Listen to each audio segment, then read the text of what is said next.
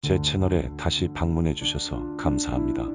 오늘 영상을 보시고 내용이 마음에 드신다면 좋아요만 부탁드리겠습니다. 그럼 시작하겠습니다. 빙산속으로의 다이빙 탐험을 떠난 그녀. 극한의 차가움 속에서 일정을 마치고 돌아 나오던 중 입구가 빙산으로 막혀 있는 것을 발견한 그녀는 이제 차가운 빙산 안에 갇히게 된다. 경력이 많은 다이버이자 수중영화 제작자로 잘 알려진 지라이너스. 그녀는 내셔널 지오그래픽과 BBC에서 일한 경험이 있는 베테랑으로 2001년 다이버 포라이너스와 촬영감독 웨스 스카일스를 동반해 길이 54km, 넓이 17km, 깊이 250m의 남극 B15 빙산 탐험을 떠난다. 남극의 B15 빙산은 그 크기가 어마어마해 우리에게 잘 알려진 자메이카 정도의 크기로 당시 거대한 균열이 생겨 서서히 벌어지고 있어 그 모습이 마치 바다 위에 우뚝 솟은 산과 같았고 이것의 매력을 느낀 질은 즉시 빙산 다이빙 계획을 세운다. 그들은 처음 내셔널 지오그래픽에 자신들의 계획을 제안하며 거대한 균열이 발생한 빙산 안쪽에 동굴이 있을 것이라는 가설을 세운다. 세 사람이 남극에 도착하였을 때 실제 그것의 모습은 어마어마하게 컸다. 그리고 폴과 웨스는 빙산의 낮은 온도 때문에 다소 긴장을 하는 듯한 눈치였다. 빙산 다이빙은 극도로 차가운 물과 갑자기 떨어져 내릴지 모르는 빙산 때문에 일반 다이빙보다 안전에 더 신경을 써야 했고 장비 또한 극한의 차가움 속에서 먹통이 되는 경우가 많았기 때문에 이에 미리 대비를 해야 했다. 먼저 물의 입수에 탐험을 하기로 한 것은 질과 폴 두 사람이었고 두 사람은 입수와 동시에 심장이 멎을 듯한 차가움과 강한 두통을 느꼈다. 주변의 환경은 마치 살짝 녹은 슬러시를 보는 듯 했는데 그렇게 그들은 조금씩 얼음 덩어리를 밀어내며 천천히 아래로 내려와 미지의 세계로 접근한다. 잠수를 한 지 얼마나 지났을까. 그곳에는 수직으로 잘려나간 균열이 있었고 질과 폴은 균열 사이의 틈을 따라 빙산 안으로 내려갔는데 이때 그들의 깊이는 약 40m였다. 어두운 주변을 둘러보며 계속해서 하강하던 중 잠시 오른쪽으로 시야를 돌렸을 때 누군가 만들어 놓은 듯한 통로가 있었는데 그 통로의 모습은 전 세계에서 누구도 본 적 없을 법한 모습이었다. 그리고 그 주변을 이루고 있는 빙산의 모습은 파란색과 흰색이 적절히 섞여 청록색을 띠는 투명한 톤이었는데 그곳에는 이전에는 본 적 없는 작은 크리스마스 트리 모양의 생물과 작은 야자수처럼 생긴 생물들이 있었다.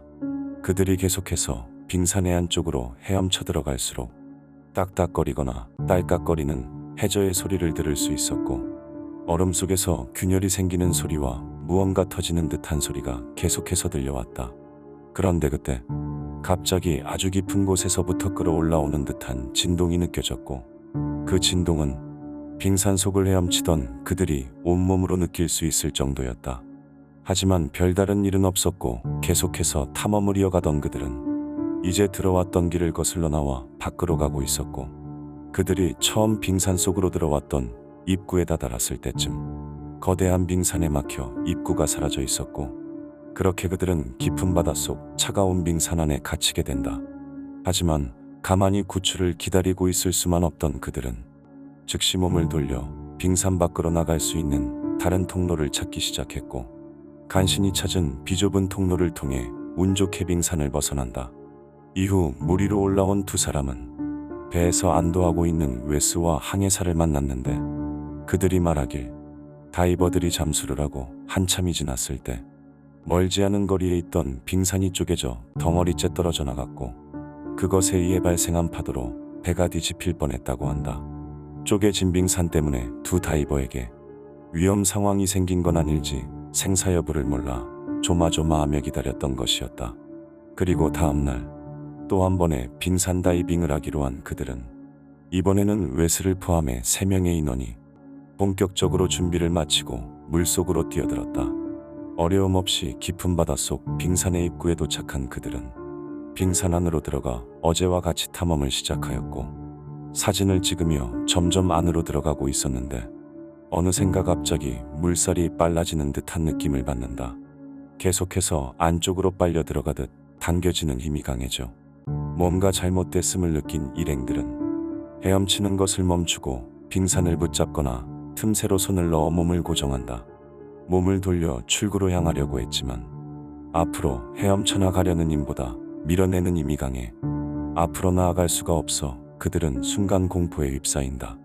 급히 주변을 둘러보던 중 저 멀리 출구로 보이는 듯한 푸른 빛을 발견하였고 그 출구로 가서 빙산을 탈출하기로 한다. 같은 시각 물 위에 떠 그들을 기다리던 배 또한 다이버들이 느꼈던 것과 같이 멀리서 밀려온 해류에 의해 밀려나 원래의 위치보다 옆쪽으로 한참 밀려난 상태였다. 다이버들은 간신히 출구를 뚫고 나와 빙산을 탈출하였지만 그곳에는 배가 없었고 오로지 빙산과 물뿐이었다. 그렇게 물에 표류하며 주변을 둘러싸고 있는 거대 빙산의 두려움을 느껴 아무런 방법도 찾지 못하고 있을 때쯤 멀지 않은 거리에서 배의 일부가 보였는데 정말로 운이 좋게도 앞서 강한 해류에 배가 밀려난 위치가 다이버들이 빠져나온 빙산 구간 근처였고 배를 향해 소리를 친 그들은 곧 물에서 빠져나올 수 있었다. 두 번의 죽을 고비를 넘긴 그들이었지만 다음 날도 이어서 세 번째 빙산 다이빙을 계획하였고 동일한 코스로 탐험을 하던 그들은 어제와 똑같이 갑자기 강해진 조류에 몸이 밀리는 경험을 한다.